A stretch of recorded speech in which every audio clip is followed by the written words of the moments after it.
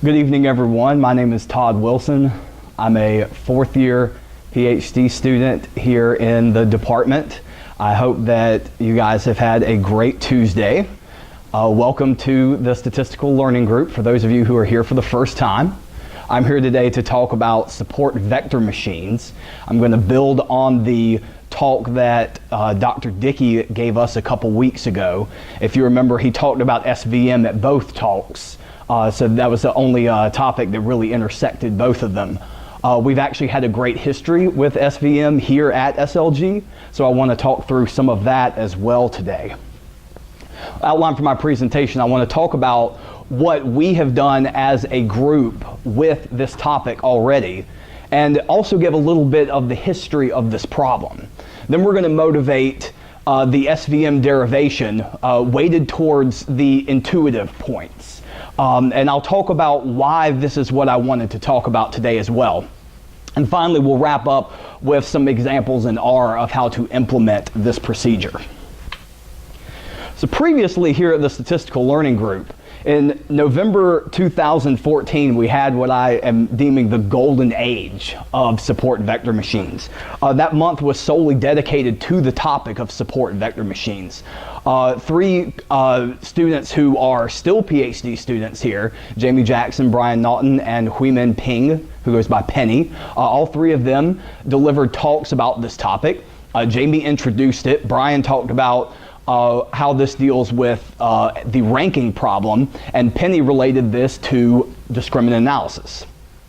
So that this topic then lay dormant for a while, and we didn't re-explore it until we came around to Dr. Dickey's talk, which I'm calling the Renaissance of SVM. We have reintroduced it. So in his talk that introduced us to machine learning and data mining, he left a cliffhanger between the two presentations about SVM, which sort of sparked my interest in it because I didn't know the answer to the question that he had posed at the end of his first talk, so I had to go and look up what the answer was because I was curious, and then I was able to understand more clearly when he began the second talk by answering that question. So I'm glad I got a chance to talk about it today. And then finally, just last week, I was asking Andrew what I should talk about, and he said, well, you should talk about SVM. This is an interesting topic. So Andrew perhaps kicked off maybe the industrial age of SVM. Is that where we are in this? So that's where we are and where we're going.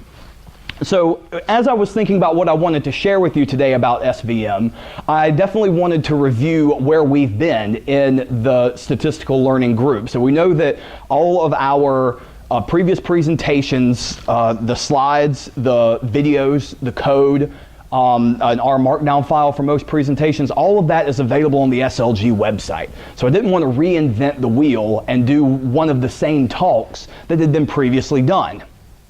So I said, well, what were the previous talks about? The first talk really motivated everything from chapter 12 of Elements of Statistical Learning, the Hasty, Tibshirani, and Freeman sort of gold standard book for all of these machine learning topics. One thing to note about that text is it is an advanced text, and the learning group previously catered to a more advanced audience. So everybody that walked in the door had probably read several chapters of this book, was interested in machine learning, and really knew everything that was going on. So I wanted to think about where we are at SLG now, which is we're trying to cater to a younger audience, maybe get people interested in machine learning, see if machine learning is something that's relevant to the work that you're doing for your dissertation. And so I wanted to consider what, I just answer a question, a different question maybe than the ones that were answered previously. Something that wasn't quite obvious to me as I was thinking about it was what exactly makes support vector machines classifiers. For example, you would never ask this for a nearest neighbors problem or a decision tree problem. For nearest neighbors, I believe Dr. Dickey motivated that, let's suppose that you're in the school cafeteria and we're trying to cluster people by what clique they are in high school. So let's suppose you went to White Knoll High School in the spring of 2008 in Lexington, South Carolina. You're trying to classify Todd Wilson and ask what cluster he belongs in. So you look at maybe the 3 closest neighbors that he has to him, the person sitting to his left, to his right, and right in front of him, or maybe his 5 nearest neighbors if you also count the 2 people up at the front of him. And if you were to go back to that date, you would know that that all the members of the AP statistics class sat together. There were exactly 6 of us. So I would have been correctly and perfectly classified as a statistics nerd in that problem. And for some reason, I still can't escape that classification today. So that's what the nearest neighbors problem looks like. It's very easy to motivate that as a classification problem. Decision trees, we've talked about a lot already. We've talked about them both with Dr. Dickey and last week with Dr. Post. In October of 2014, when Neil Grantham gave his introduction to classification, he called decision trees super interpretable, right? We're splitting off of criteria that obviously separates the data into groups, and we don't want to separate too many times, so we'll prune the tree that we get. It's very obviously a classifier, but SVM is so mathematically involved and complicated. Maybe it's not so immediately obvious as compared to these 2 guys why exactly it's a classifier. So this is the question that I wanted to answer today. Where can we find the intuition to answer this question? I believe that the best place to find is in the derivation. So we're going to spend some time today exploring this before we implement it.